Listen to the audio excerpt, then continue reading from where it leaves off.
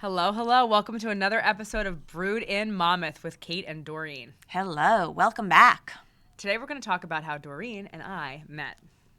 This is a great story. Do you remember? I do remember you and Joe for when you first came out. Well, you tell the story. It's your story. Well, okay, so you sold us our house in 2016. We were moving from Long Island. Mm-hmm. And I met you Port Ocean something. Where from Long Island? Long Beach. Oh, okay. I know it was around water. Yeah. And we were moving to New Jersey. We actually put our house on the market in Long Island. I didn't think it was going to sell because it was still post-Sandy. And we had done some work to it. I was like, well, let's just kind of see what happens. Yeah. And then we had we were leaving Joe's family, so it was a little, sad. So I was like, we'll put it on the market and see. And then we found that house on McCampbell Road in Newdale. Yeah, it was such a unique, cool house. Kind of love at first sight, right? Yeah. So I called you on Zillow, and we had like a long conversation, I remember. Yeah. Do you buy Zillow leads still? No. Yeah. I don't know if I was buying them then. You kind of have to pay a little bit for just to get the exposure. Yeah. Right? So, like, I'm still there. Am I still a premier agent? I don't know what I pay for. But, no, I don't buy leads from them. No, it was stupid. You buy, like, fraction of a town or something for some ridiculous amount of money, and they were doing the same thing to everybody. So yeah, I think I started with them. there. I did really well with them actually. Really? In 2021. Okay. Yeah. It was a great time to buy them, but I don't have them anymore either. Okay. So we went back to the house. We went to the house. My dad was there. Very central figure in all this, and really liked the house. Yeah, the dreaded dad. Exactly. Dee, dreaded dad. So for first-time home buyers and maybe all home buyers and people who buy and sell real estate, the dad is the most dreaded person in real estate. You put in an offer. Oh, we're so excited. Can we show it to our parents this weekend? And I'm like, oh. Deal's dead. Deal's dead by Monday. Mom and dad are going to kill it because nothing is ever good enough for them. What do you say when they come around? I just let them talk. I try not to get involved at all because I always feel like they think I'm the real estate agent that's just after my compensation, and I don't really care. I'm trying to sell them a bad house. That they would think unless that. they say something so ridiculous, and then I'll be like, well, I really have to gauge it because they are protecting their kids, but at the same time, there's a problem with pretty much every house in America. Exactly. No house is perfect. I say houses are like people, right? They need maintenance like people do, and some people require more maintenance than others. But anyway, the thing with the dad especially, or even the mom, it's like, listen, what was your first house? Like, where did you first move to when you were their age? What were you living under? You know what I'm saying? Like, go back to that. Don't go back to what your son or daughter are accustomed to because you worked your butt off to have this house wherever, however. Like, they're not there. They're not you. Let them get there. So it's okay to have a starter home. It's okay to buy a tiny townhouse. It's okay to just buy something. Just give them an opportunity to get some equity and let them, step up. Yeah. It doesn't have to be the perfect dream house that they grew up in. And I think that's what I try to say. I haven't had a bad parent in a while, actually, because I feel like so many first-time home buyers have been looking for multiple years. Yeah. I think they're a little bit older and more prepared, too. Yeah. And desperate. God help all these buyers. My heart breaks for them. It's still a tough market for them.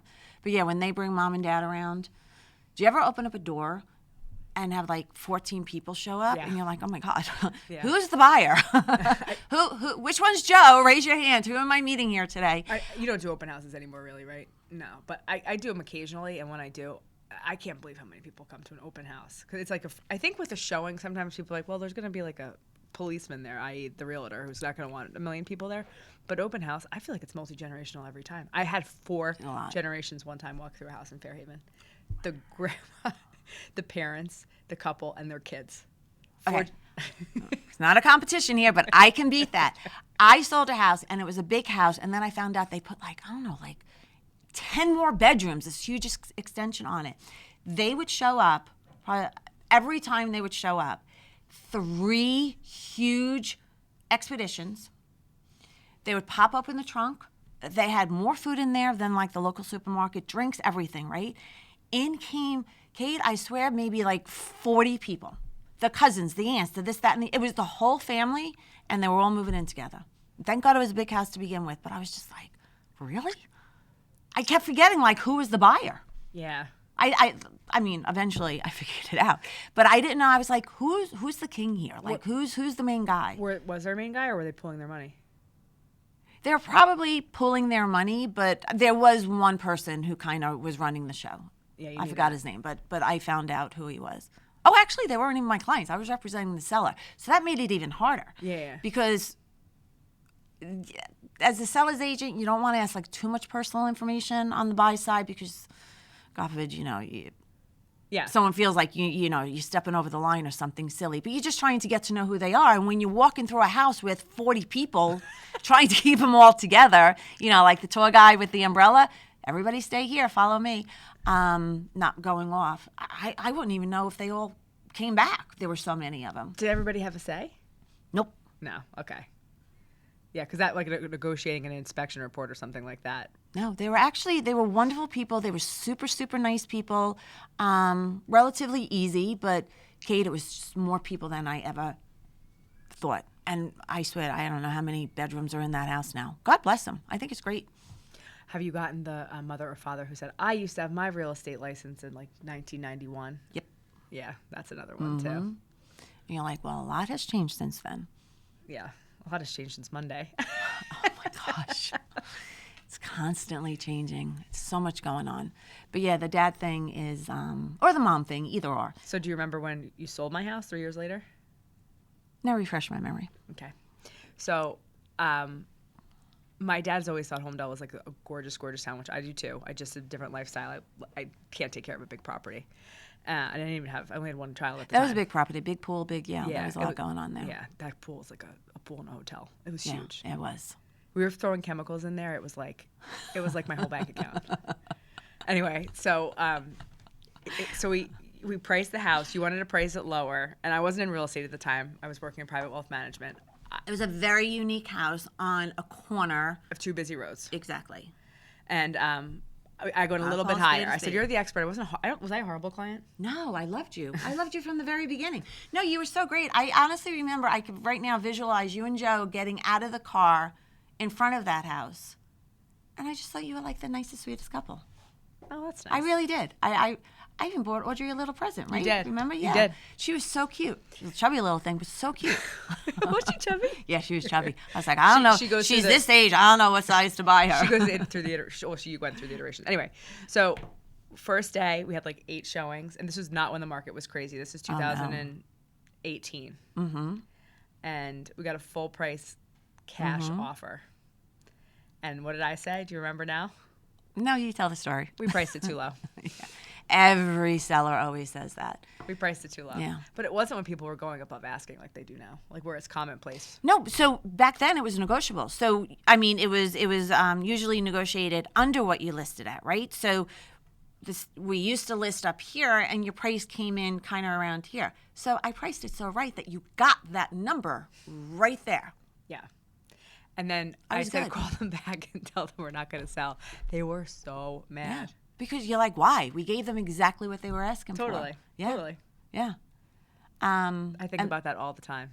Yeah, please. Any people out there, your first offer notoriously is your best offer. Mm-hmm.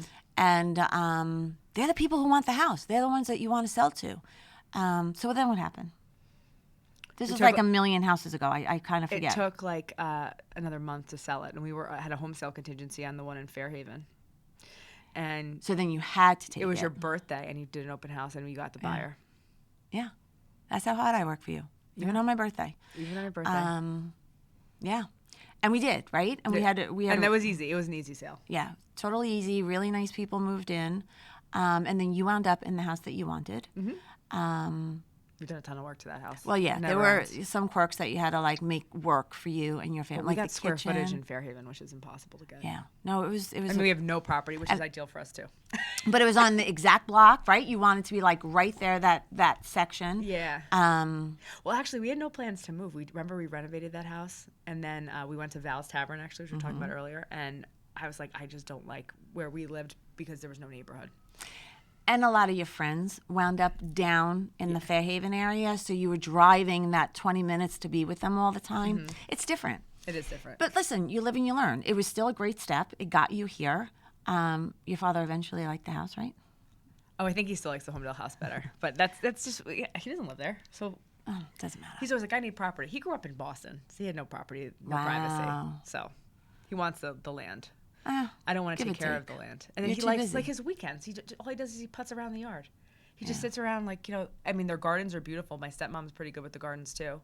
And he's had a lot of surgeries and stuff now, so he's not as active as he was, but he's on the track. That's like hell to me. I want to be at the beach. Yeah, I don't want to be in the backyard either. I'll be at the pool, but I don't want to be looking at my property. I know But he gardens. He actually gets in there, and they actually garden. Rosemary does too. Garden. love my guy, Augustino. Actually, his name is Augustine. I put an O on it, I don't know, 30 years ago, so he's Augustino to me. But he knows who he is, and he's great. No, I don't want to do anything. And my husband works the weekends. He doesn't have time for it. Yeah. No, not for me. I like it, but I like don't the want idea it. of being a gardener, but then I actually get out there. I'm like, oh, my hands are dirty. Yep. Dirty. I got, dirt under my nails. I probably got like a mosquito bite or something. Oh, No. worms. I will go poor hiring people to do things like that. I think Yeah. it's money well spent. Stupid money, but it's well spent because I don't want to do it. But yeah, so that was funny. So that's how you and I met, which was really fun and exciting. And then you were working then. Yep. You weren't real estate. And I remember I told you I wanted to go into real estate, and you were like, oh, well, you have little kids. I was like, why? Yeah, why? The most oversaturated market of, we're not employees, what do you want to call us? Real estate agents. We are independent contractors. Independent contractors. So the most saturated market of independent contractors. You had a great job. It was a set schedule. You kind of knew. No, it was a lot of hours. Yeah, but That it didn't was end a well. Monday through Friday type thing. You know what I'm saying? that's Like what I was trying to get at is, as a real estate agent, our hours are so. Oh, yeah, I work a ton. Yeah. I probably work 80 hours a week. But at the same time, it's mine at the end of That the is day. true. And you decide if you want to do 80 hours or 50 hours or 10 hours, like when you were away last week. You know, Yeah. you did what you had to do, but you were taking time for yourself. You have to do that. Yeah. Real estate's fun. But yeah, that was great. So we met, you had your job, then you were in Homedale, and then Moved to Fairhaven, had another baby that ended up leaving my job and starting the business. So I'm in my Right. 5th year now. right, and you were going to come work with me in Homedale, but you realized it would be better to have your office Close. closer to where you were because of the young kids and the market that you were in. And you've been doing fantastic. Thank you. Fantastic. Working on it. It's a work in progress. It never ends. And then as good as you do one year, you got to do it again, do it again, do it again. That's, Yeah. It's definitely, it's hard to plan for because the market changes every day, you Oh, it know. sure does. And you're at the, what's the word I'm looking for? Mercy of the market. Like you can't create it. You know what I'm saying? You can't force somebody to sell a house. You can't force somebody to want to stop renting and buy a house. You know what I'm saying? Like that business has to organically be there and then obviously come to you. Yeah. But it's a fun business. I love people. I love the stories. the stories. Don't you love, like when I came and I saw your kitchen and everything, it was so pretty to see what people do to the houses afterwards to make it their own. And then that house went on the market again after you. Those people sold it. They were very, very artistic. So what they did to the house, I was in and I was like, wow. It's like, wow, this is the same house. They hand painted every tile around that pool. Remember I told you that? Did they really? Yeah, hand painted every tile. Remember they had some really funky wallpaper, but somehow or another it worked. Remember they redid the bathroom in the master? What did you do to the garage? Did you make a workshop out of that? Yeah. That was definitely, it's because she was an artist. And they put an outdoor shower on there too, right? Mm-hmm. I did that too at my house in Fairhaven. I love that. Yeah, you need that. That's cool. But more of a Fairhaven, Rumson thing, Monmouth Beach thing than I think it is a Homedale thing. I don't think there's many outdoor showers in Homedale Well, or to get the sand Middletown. off you. Yeah, it's different. But anyway, it was very cool. But I loved you then. I still love you. So excited to do this with you. It's fun. I am too. Yeah. So what other real estate? You know what I would love to know from our audience out there? I would love if they can let us know, what do they want to know? You know what I'm saying? Not that you're getting ready to buy a house tomorrow or list your house tomorrow, but it's such a big process, right? Yeah. That, like I was just on the phone with somebody yesterday who, was referred to me. This was really warmed my heart. She was referred to me from, again, a house I listed, did not represent the buyers, but her friend is the buyer. And I left such a wonderful impression on her friend that she recommended me, not her agent, me as the seller's agent to her friend. So how sweet is that, right? Oh, that's a big compliment. That was so complimentary. And she sounds wonderful on the phone, so I'm looking forward to meeting her. But, a lot of questions about mortgages and not the rates, but, home sale contingency, getting a mortgage, how much should I put down? What do you think? How am I going to get my offer accepted?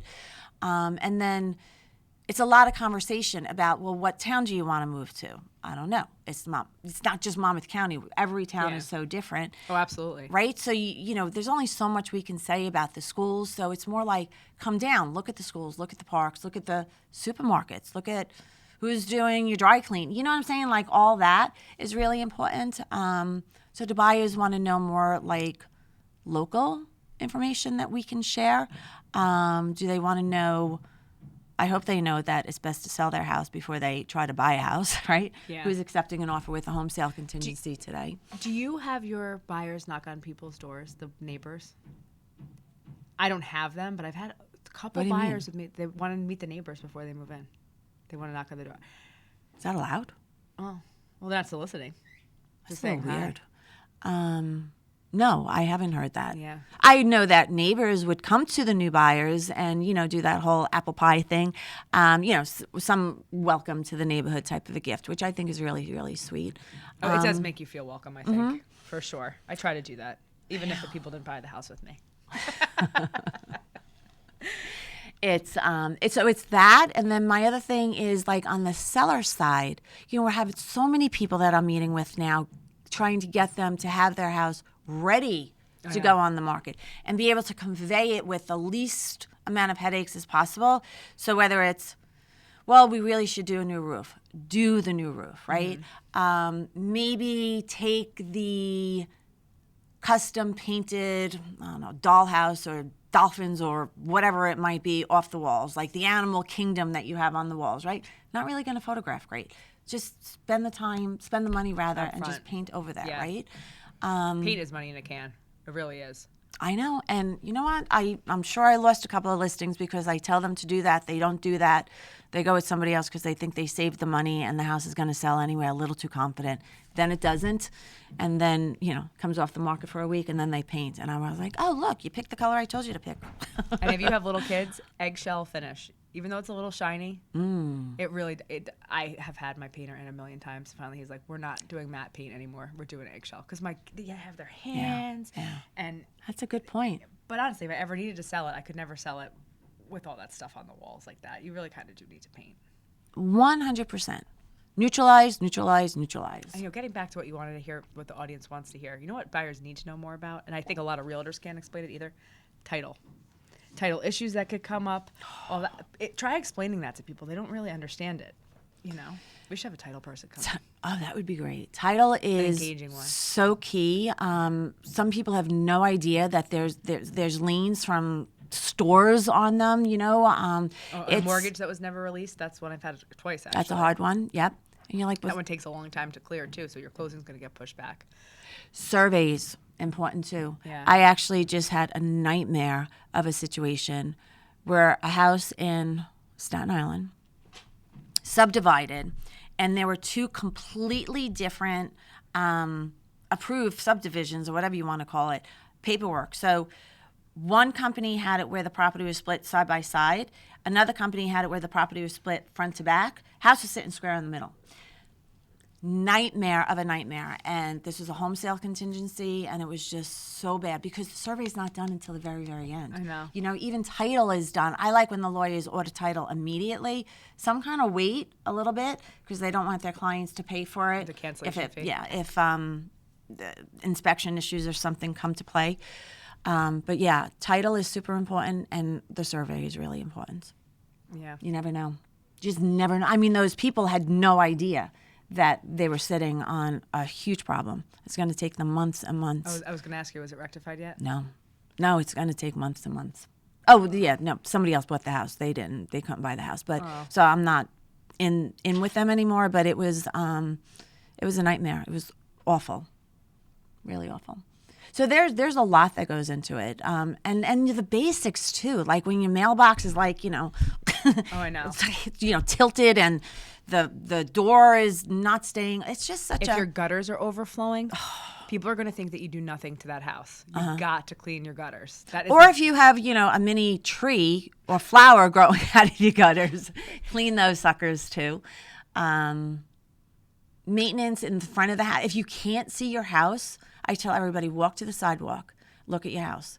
If you can't see all the windows, or even that you have a whole nother side to your house, that 30-gallon shrub that you bought 30 years ago, that 3-gallon shrub that you bought 30 years ago has now become a tree, you got your money's worth. Get rid of that. Let me see the house. Let people know what they're buying. Sometimes it's like, oh, wow, there's brick over there? Who knew? Get the Christmas decorations down. Oh. The Super Bowl already happened. That's another big one. That's annoying. And you know what? Even if you're not going to take them down, at least unplug them. Yeah. They don't need to be lit. Unplug them. I showed one recently that had all nutcrackers. I mean, it was February for sure. You got to get rid of them.